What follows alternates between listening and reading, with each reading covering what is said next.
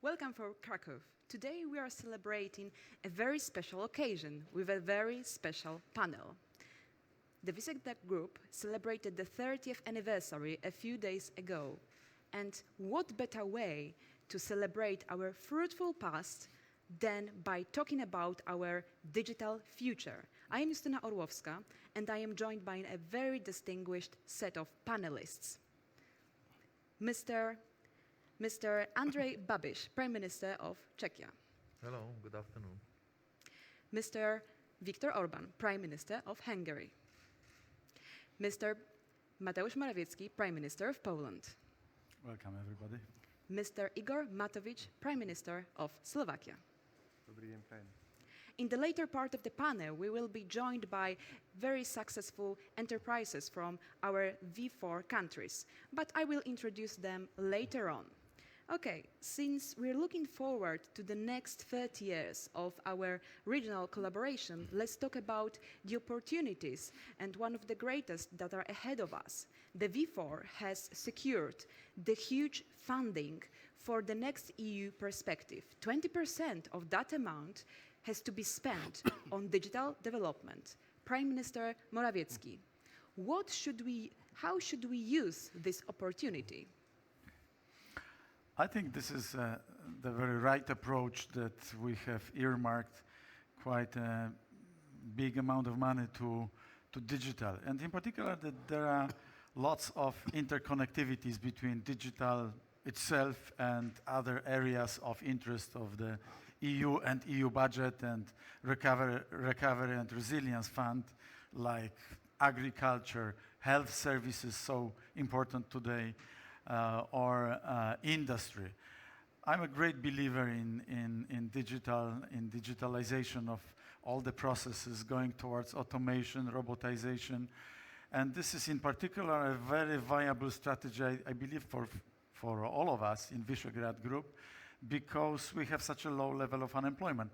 When to digitalize the processes of different enterprises, if not during those times when we would have managed, and we have managed the level of unemployment. So these are very good times to immerse very deeply into the digitalization of different processes, into the digital era, and I believe that this 20% bulk, 20% of money dedicated for the recovery is the right approach, and the Visegrad groups will be very much benefiting from this as well. This is also a chance for us to leapfrog our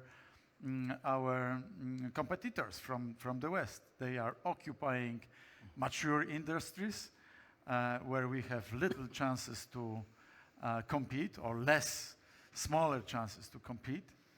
But in the digital world, there is an abundance of different options, opportunities, and this is the world we are going to immerse in. And I strongly believe that for many entrepreneurs from the Visegrad Group, the digital era will be the era of success. Thank you very much. Now let's move on to Prime Minister Orbán. Okay, so one of the effects of our success in the digital sector, gaming and creative sectors, is promoting our culture. And how do you see, Prime Minister, this link between culture and digital high-tech industries, such as game development sector, and what role they can play in our regional policy? I got the most difficult question probably anyway, because I belong to the club, as just Mateusz said, those who believe that digitalization, robotization is obviously the future of our region and industry.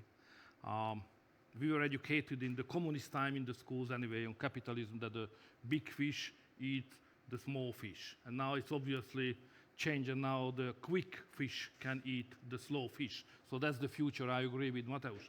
But the old school guys like I am anyway, always came to my mind, what will be the impact of all that on the culture? Mm-hmm. Is it a danger to our culture, or a possibility for our culture. And the young generation, I have some kids, and I understand their approach. They know everything about what is modern and what is new. And the question is how I can educate them and help them to feel how important is the basis, the fundamentals, which are old school things, not modern, not new, but very old justice, and teachings and so on. But I see the Polish example, which is promising, because we have seen some projects here in Poland where successfully you were able to create, stories and series based on the Polish mythology, history, and so on, which proved to be very exciting. So if you are able to use in an exciting way this new technology, probably your generation, even the younger one, could find even the fundamental cultural values and history interesting and exciting, and we can approach them by this new technology. So I think it's better, it's more chance than danger. But the danger is here also. If you don't do it, if you don't do it well, we lose it. Thank you for inspiring answer. So following on that, innovation comes with inspiration, and inspirations comes from innovators, sometimes from abroad. So Prime Minister Matovic, my question is, what should we do as a region, to attract those investors, innovators, to make huge, great solutions for our citizens? Don't you have a little bit easier question?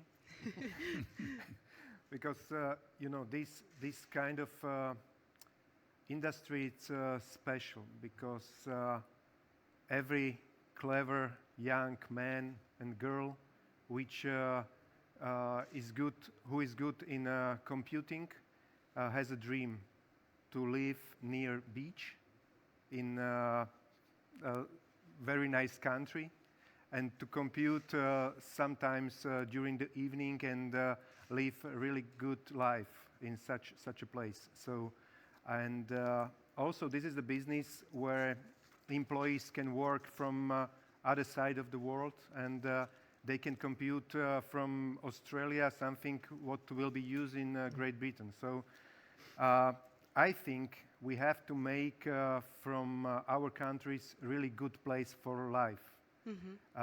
We have to make from our countries, we have to get into the dreams of those clever young boys and girls.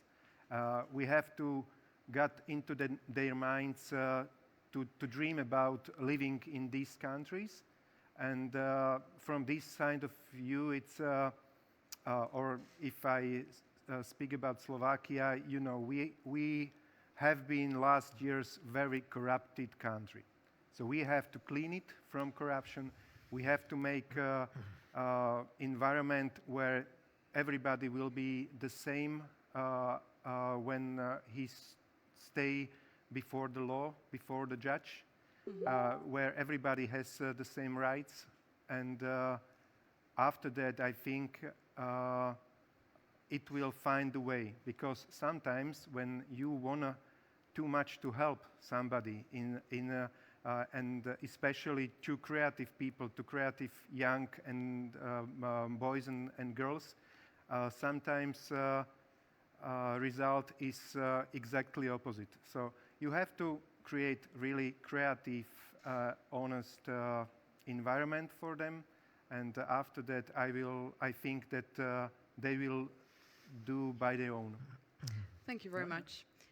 Absolutely. Yeah, so I think like the following up the question to Prime Minister Babiš will be a little bit in comparison with the previous one, because my question is about those unicorns and those big companies from those small startups. How should we, maybe as a group of 4 countries in the region, support such SMEs, innovative companies, to make them bigger and like this unicorn? I think that the V4 region is great. First of all, it's a great region and countries where we live in safe situation, which is very important. And a lot of people from West are moving to Czech Republic to live in our country. And what we have to do for the young people which are dreaming, and I have been in Silicon Valley and I've seen that the young Czech entrepreneurs from, which of course are doing computing, have a fantastic image in Silicon Valley.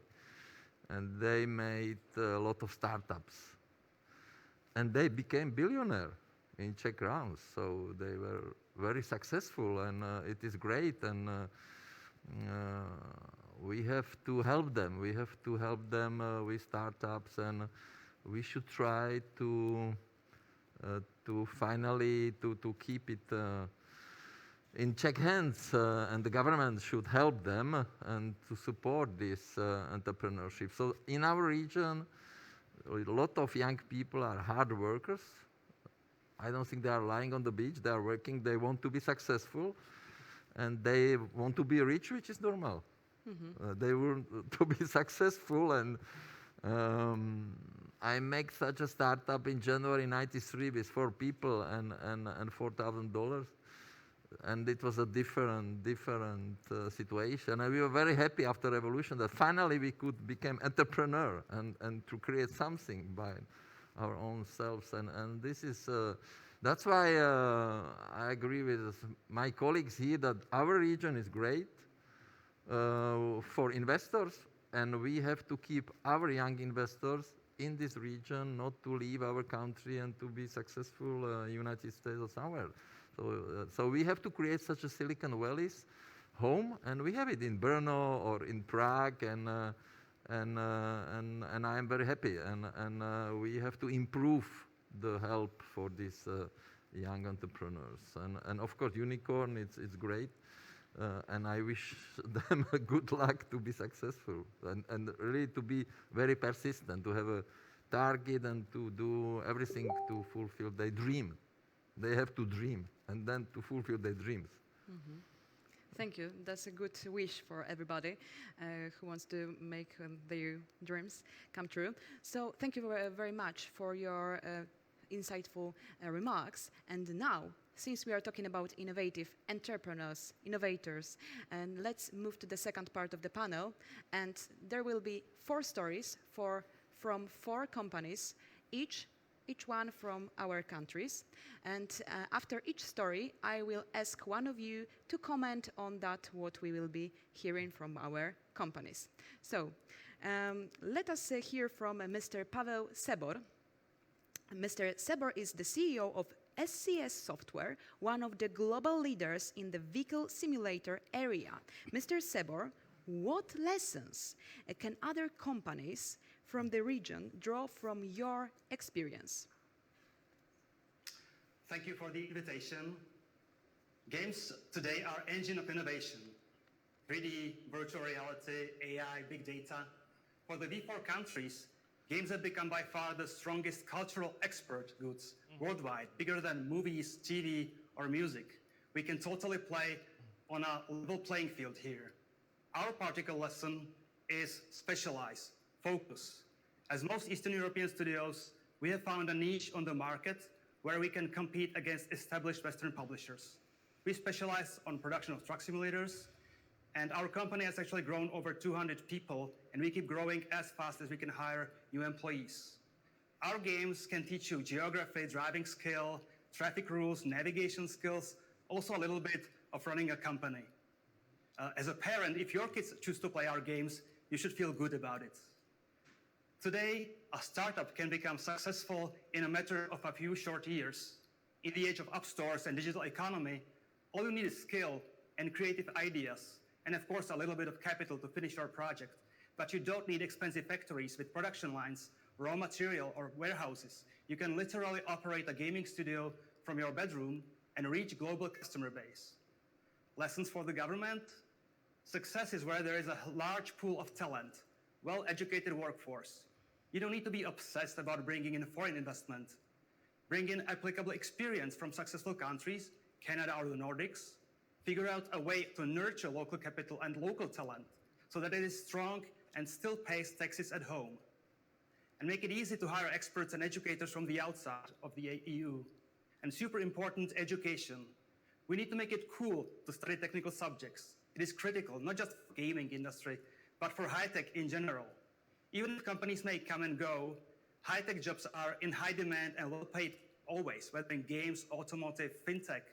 They're actually more secure long-term career choice than assembly line jobs. Same for digital artists. Unlike the age of old masters who died hungry, today in games or movies, digital art is profitable. So universities, high school, conferences, expos, incubators, after-school activities, please do whatever it takes to motivate children and students to come to the field. Thank you. Thank you very much for sharing this story. Prime Minister Babiš, maybe a few words of a commentary on that? No, this is great. This is great. You know, I have 4 children, and my son, he's 15, and he's always playing and with some game, killing somebody, shooting on somebody. I told him always, learn languages and read books. Don't play all day. And this is great. This simulation is great. We would need it today on German border, where is the huge track congestion from whole Europe because Germany introduced the PCR test on all drivers. So this is great. I learned that this Eurotrack simulator 2 was sold to 8.5 million copies. This is fantastic. So congratulations to this company. And I'm always saying, because I'm not a typical politician, I came from the business, that we should learn from private companies. We should learn because to build a private company, it's a responsibility. You have to have a strategy, and you have to be responsible to your employees, to your company. And we need to cooperate more with private companies and the state employees, and the state should learn from private companies. So this is really great, and I mean, generally Czechs are very strong in games, and I have here a list of companies which were very successful, and the owners they became billionaire and were famous worldwide. So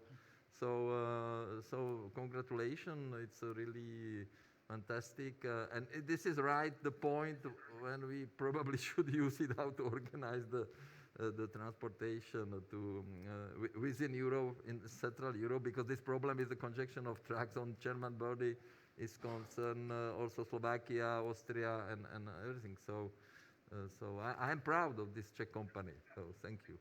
Thank you, and congratulations, of course. Let us move to our second speaker, Mr. Šimon Šicko, Executive Director of Pixel Federation. Mr. Sicko, you have come from, in your own words, an old place with do-it-yourself furniture to one of the most popular companies in game dev in your region, in our region. So my question is, if you could say a little bit more about your journey. Okay. So thanks for having me.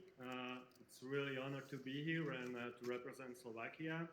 We are kind of underdog in this field because the Poland and Czech and Hungary as well are these powerhouses in the gaming. So basically, we founded a company in 2007, 4 guys in old factory, ex-factory, and became one of the biggest mobile gaming developer in the region. Right now, we have more than 270 people. This year, we were growing more than 50%. So all-time revenues are somewhere around 230 million euro, and yeah, that's the long story short. Basically, we were able to manage our dreams come true through the passion, focus, and talent as well.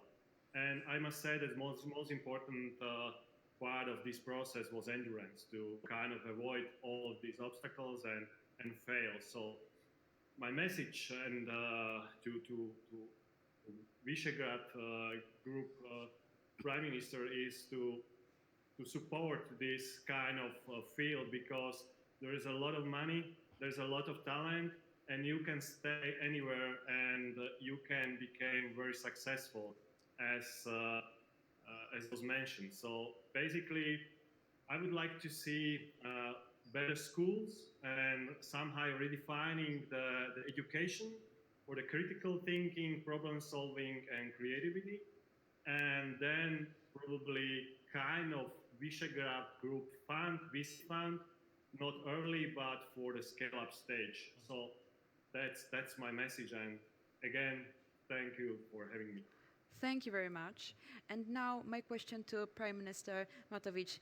Any comments, any thoughts after what we just heard? Yeah, I want to thank Mr. Šicko that he should come to Silicon Valley to make his company in Silicon Valley, but he stayed in Slovakia, and I think this is great example for other young people who are creative, who are dreaming about making their own companies, and I think also it is really important to give a really good education for children, because if we will not do it, it will be just part of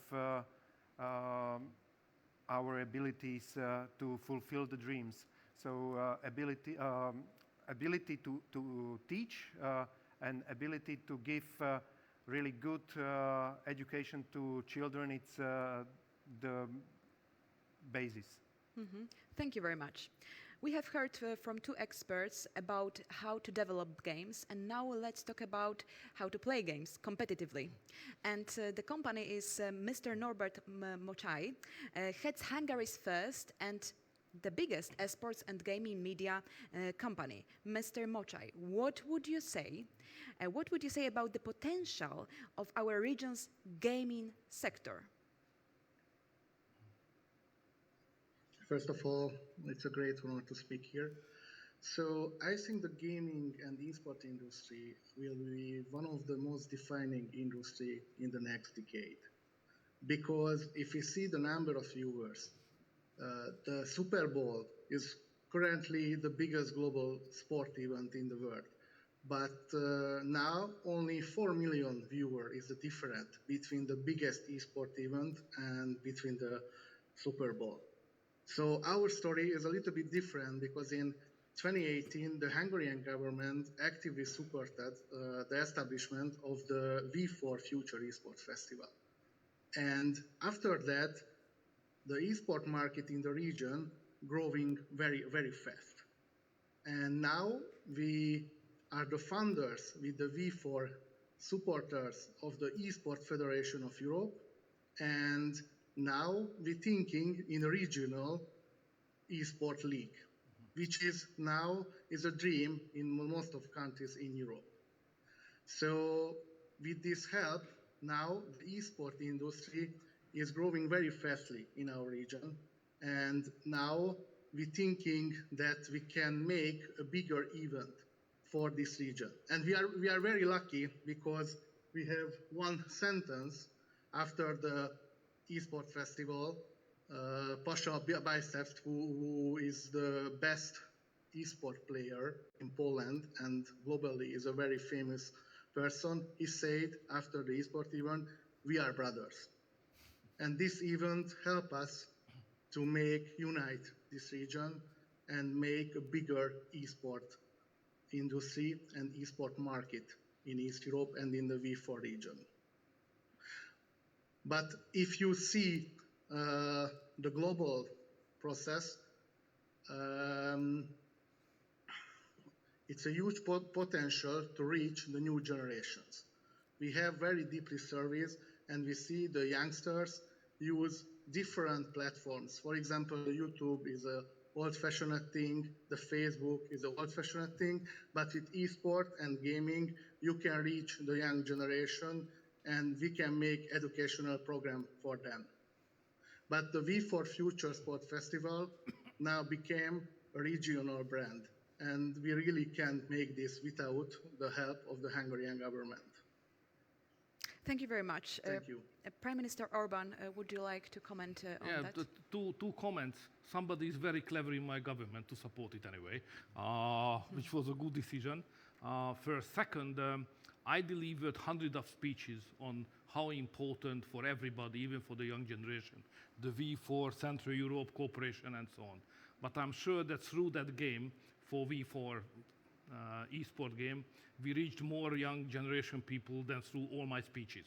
So it's obviously a good instrument if you would like to use in a concentrated and well-targeted way to explain very serious issues for the guys, for the young generation, in a way which they are ready to consume and to accept. So I would like to say to this boss of this company, thank you very much, and we appreciate what you have done organizing of this game, which hopefully was a good business for you, but it was very important for the brotherhoodness of Central Europe. Yeah, thank you very much. So we are coming to the last company, last entrepreneur from Poland, Mr. Grzegorz Miechowski, founder and COO of 11-Bit Studios.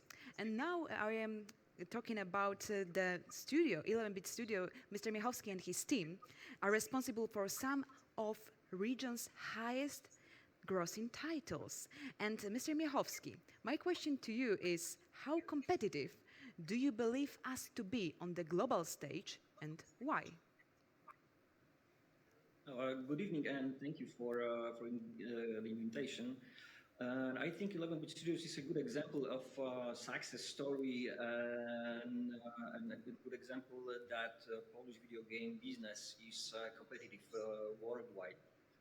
The company was founded just 11 years ago, and now it's a public company listed at Warsaw Stock Exchange with a $400 million market cap.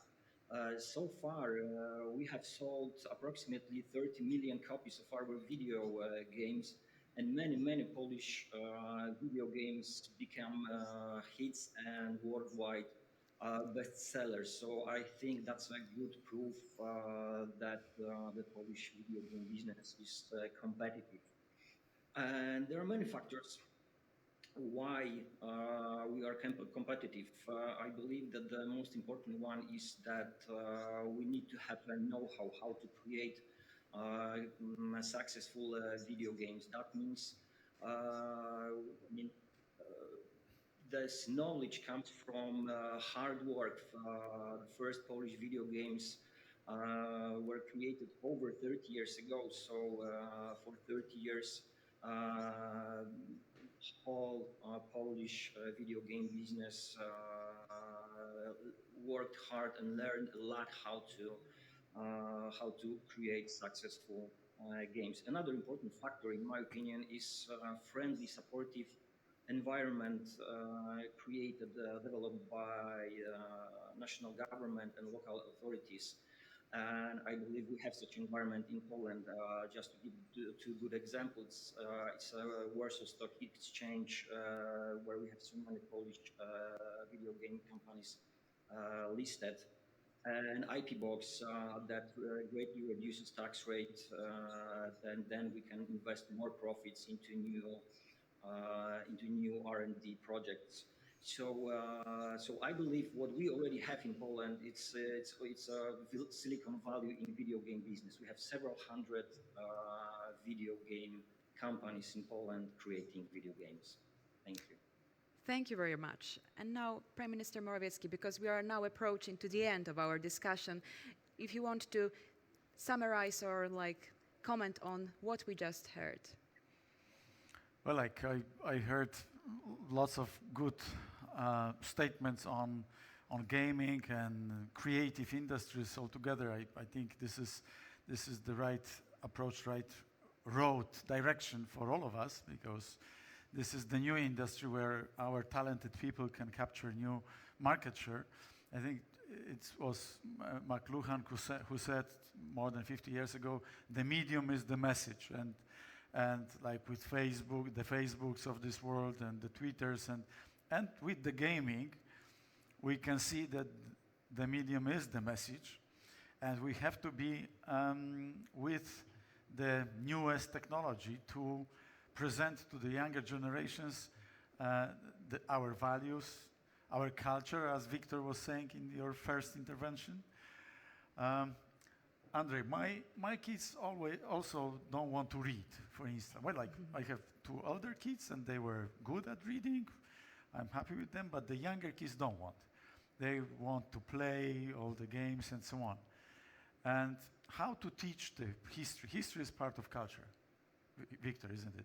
So how to teach the history? I think we need to capture the new technologies and we need to make them appropriately structured and filled with content so that the kids and the younger generation, the youngsters and the students and all the X, Y, Z generation appropriately approach all the channels of communication and they get the knowledge, the culture, because the world changes enormously, and I think that we have to realize this, and we have to make our culture, our educational systems, our sports, our entertainment appropriately adapted to this.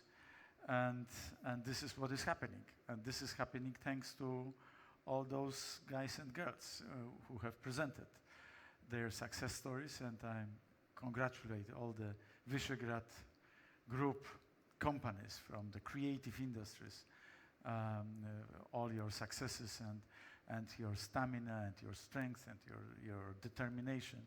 It's fantastic. And I think we will be together. The Visegrad Group will be able, and our companies will be able to conquer some pieces of markets, some pieces of the world in the newest industries. So congratulations to all of you. Thank you. So we have reached now the end of our discussion.